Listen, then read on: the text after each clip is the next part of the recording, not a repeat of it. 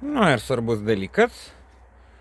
Gerai, ko gal niekad taip neakcentuoju. Tai, tarkim, apie pačią prekybą ir apie rezultatus prekybos. Tai hiacintai faktiškai va, šitie vazonai ir šitie du. Tai mes jų vežėmės grubiai apie 20, pardavėm 6 vazonus. Tai toks, vėlgi noras yra turėti didesnį, kaip ir paklausą, pavadinkim taip, arba kiekį, kad geriau atrodytų.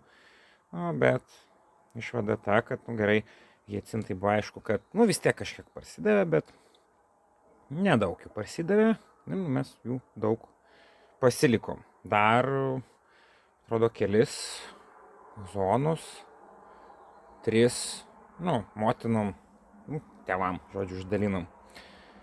Taip.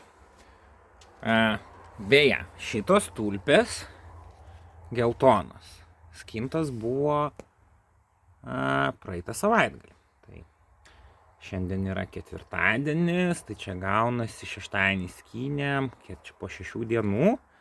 Jo, suvyto, bet nėra, kad blogai atrodytų. Jau tokios jo. Aš tik tai vandens, aišku, nekeičiu. Ir jau byra.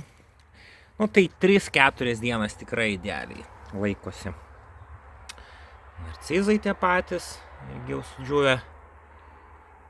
Bet po savaitės. Tai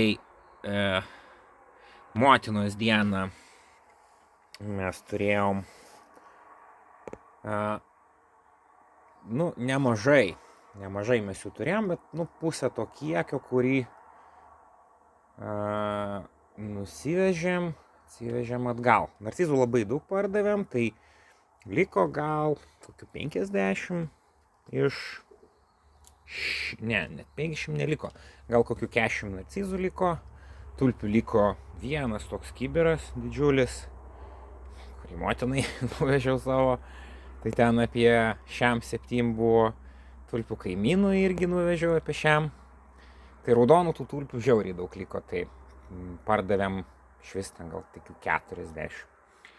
O tokių, jų priskynėm gal kelis šimtus. Narcizų daugiau pardavėm, ir beveik jų neatsivežėm. Nedaug atsivežėm, gal 40 kažkur iš 100 su viršum. Tai va, tada praeitą savaitgalį Gariūnuose buvo šitas vazonas, toks vazonas ir dar 3 vazonai. Tai pardavėm 2 vazonus, grubiai. Ne, 1 vazoną pardavėm, tai apie 20 gėlių. Ir liko šitas vazonas,